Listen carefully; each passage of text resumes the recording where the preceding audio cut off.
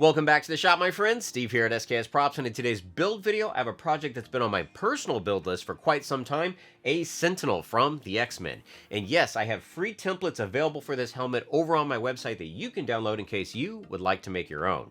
Now, I will say the template is scaled at 100% to be a cosplay helmet.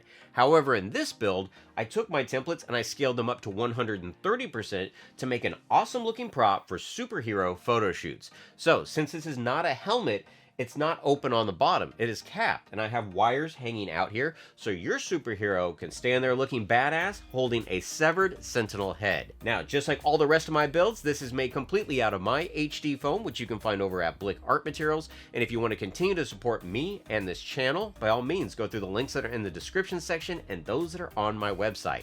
So I want to show you what it takes to put this Sentinel helmet together. Let's go ahead and get started.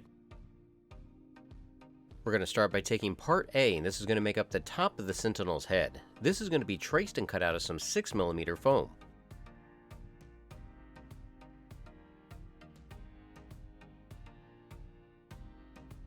Parts B and C will make up the sides of the helmet. These are also going to be traced and cut out of some 6mm foam 2 times. While making sure to wear my respirator, I start to lightly heat the foam. This is going to help me manipulate the foam to get some compound curves.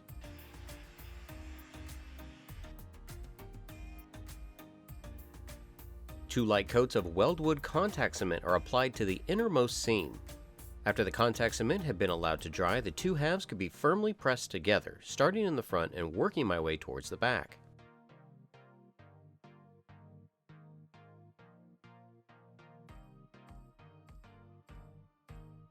The seams on the sides are put there on purpose to match the reference images, and to make them even more pronounced, I slightly round over the edge with my rotary tool.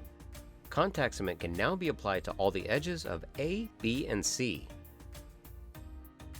I start by pressing parts B and C together to make up the side of the helmet. Then, starting in the front, I attach this piece to the top. Now I flip the helmet over and I use the inside seam to line it up properly. Then I can flip it back and press the top of the seam closed. The process of gluing parts B and C together and attaching them to part A can then be repeated for the opposite side.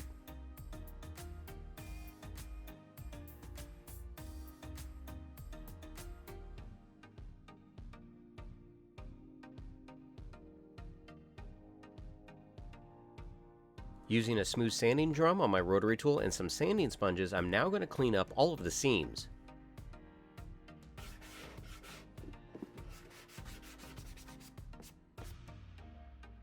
And with those steps done, the top of our helmet is complete. Part D is going to make up the jaw line for the helmet, and this is going to be traced and cut out of some 10mm foam 2 times. Part E is going to make up the space in between, and the 2 sides for this piece need to be cut at a slight 20-degree angle. More contact cement can then be applied to these areas and left to dry. The 2-part D pieces can then be adhered to either side, creating the lower jaw.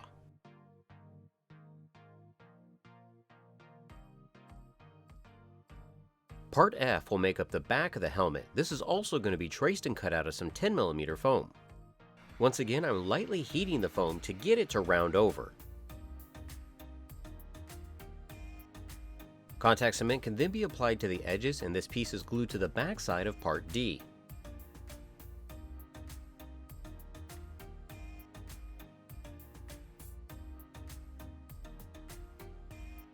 Now it's time to attach the top, and I applied contact cement to the top and bottom of these 2 sections. I start by lining the top of the helmet up in the back, and I place a sheet of paper in between the 2 halves to keep the contact cement from sticking while I work on the left side. With that side complete, the paper can then be removed, and you can see here how I'm lining up the outside edge. With the main structure of the helmet assembled, it's now time to take part G, which is going to make up the face shield. This piece will need to be traced and cut out of some 6mm foam. This piece is also lightly heated and rounded and then glued to the inside of the helmet. Now, if you are going to use this for cosplay purposes, I would recommend to mark and cut out holes for the eyes at this time.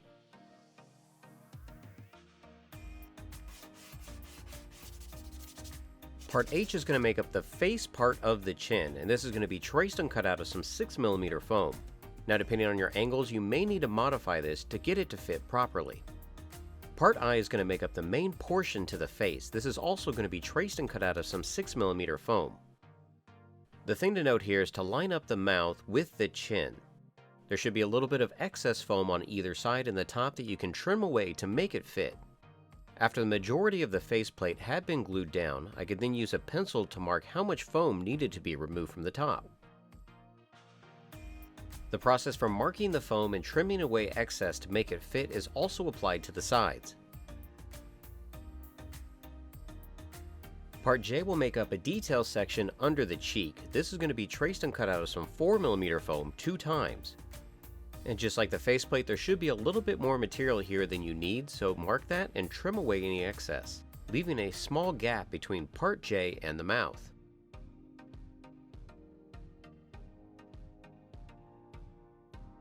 Part K will make up a detail inside the mouth. This is going to be traced and cut out of some 2mm foam.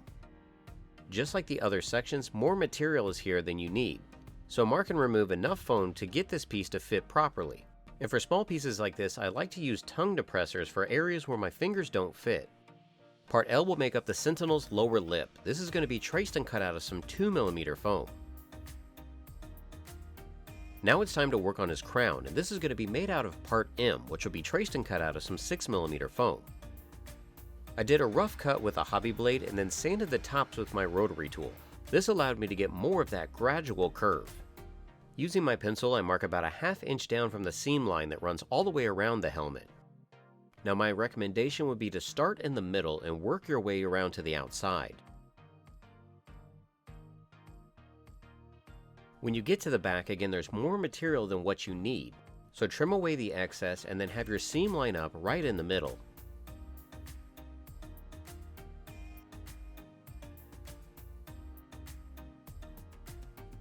Part N will make up the crown detail pieces, and these are going to be traced and cut out of some 4mm foam. Now it's up to you, but there is a scored in detail on each one of these pieces. To achieve this, I draw out the design and then I do the score and heat technique using my heat gun. Now if this is just too much work for you, or you don't have a steady hand, you could just attach these pieces without this detail line. The crown detail sections can now be glued onto the crown, and as you can see, they rest slightly below the bottom edge. With the crown in place, I can now attach his nose, which is going to be made up of Part O. Now the outside edges of Part O will have an angled cut. This will give the nose this tiered look. Super glue is going to be used, and I line up the nose with that guideline that I had drawn on earlier. I wanted the details on the crown to stand out a little bit more, so I'm going to use some furniture nails that I had picked up from Lowe's. Now they are slightly too long and they actually stick out the back side of the crown. So using some snips, I trim away some of the metal stud. And this is one of those really simple details, but it makes a huge difference. Now because I upped the scale of this helmet, I can use a 20mm HD foam dowel for his eye. This is cut at an angle because the face is round. It'll keep the eye flush towards the front. And I'm only adding one eye because I decided I'm going to add some battle damage to the opposite side. After sketching out a rough placement for the damage, I could then use my hobby blade to help remove the foam. Now I included the pieces I used in the template, but the way I got there was by placing some paper on the inside and drawing out my design, which you may need to do depending on how much or how little battle damage you add to yours. Parts Q, R, S, and T are going to make up the details for the inside of the face. I didn't have any reference material for this, I just kind of sketched out what I thought would look cool. So if you want to change this around on your design, feel free. After all the sections have been glued together, I can then lightly heat seal the foam. To give this piece a recessed look in the face, strips of 6mm foam are going to be glued around the perimeter, which will give a sense of depth to the damage.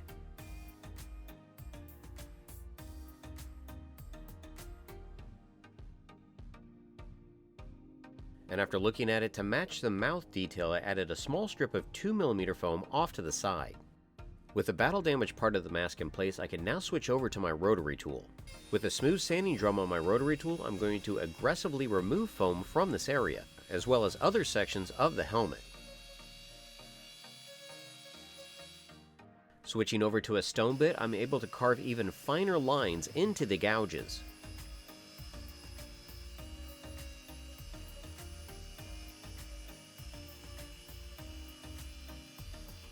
And last but not least, I broke out my heat tool to add some deep recesses to the damage, as well as burned areas throughout the helmet. And remember, when heating foam, always make sure to wear your respirator and work in a well-ventilated area.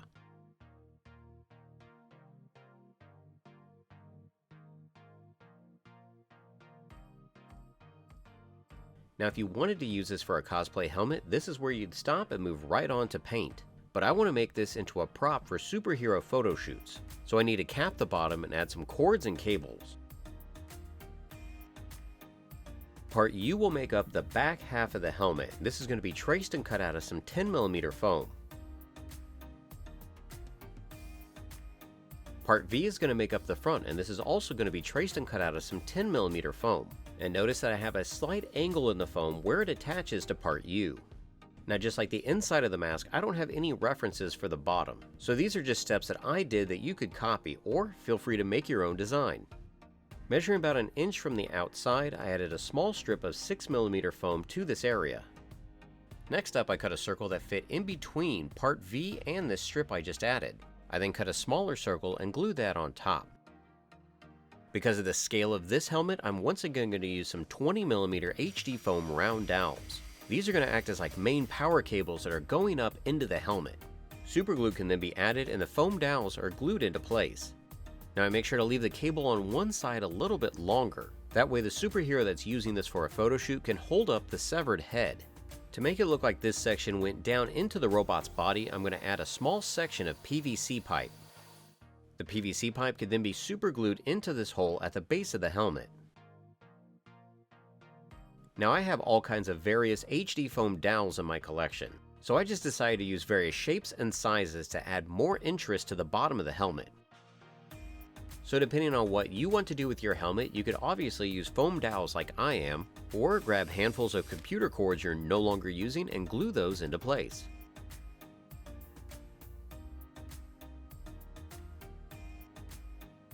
But in the end, I think this does a great job and it looks pretty cool. It looks as though this head has been ripped off the body of a Sentinel.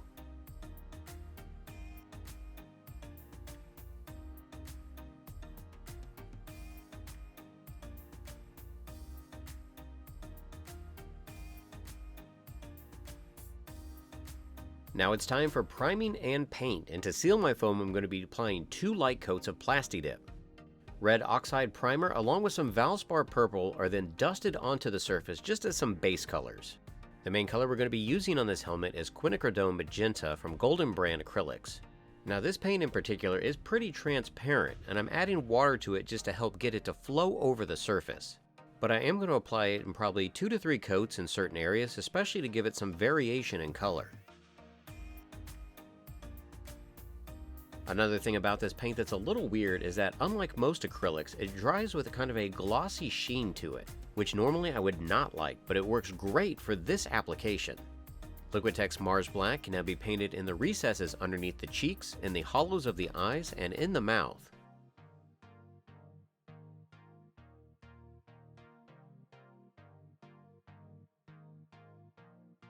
I also painted in the entire battle damaged area and the lip around the jaw.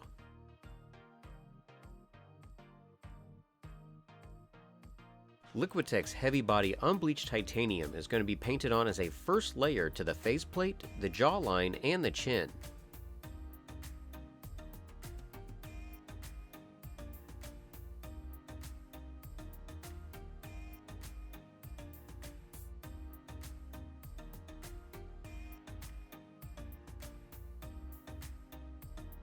In the second layer, I'm going to add a little bit of cadmium red to the unbleached titanium. This will more mimic the odd fleshy color that the Sentinels have in the comic books and the cartoons. With this layer, I'm adding a lot less water to it so the paint lays down more opaque.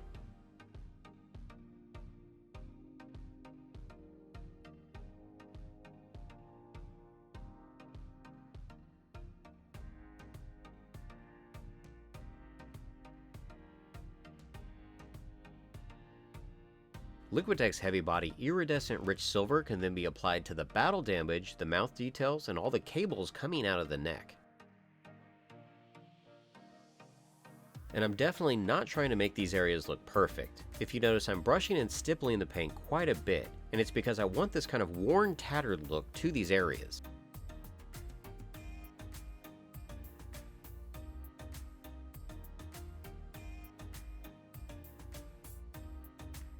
With these areas complete, I can now go back with a little more of that Mars black, but with some very small detail brushes and clean up any excess.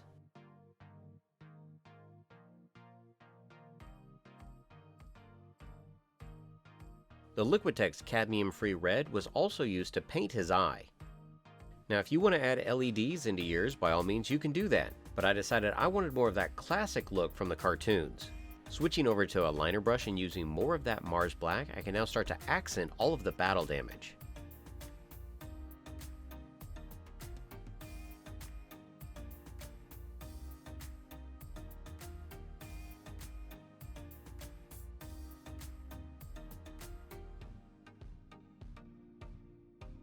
Notice with this whole process, I'm not trying to make it look realistic. I really want that simple comic book style to come through.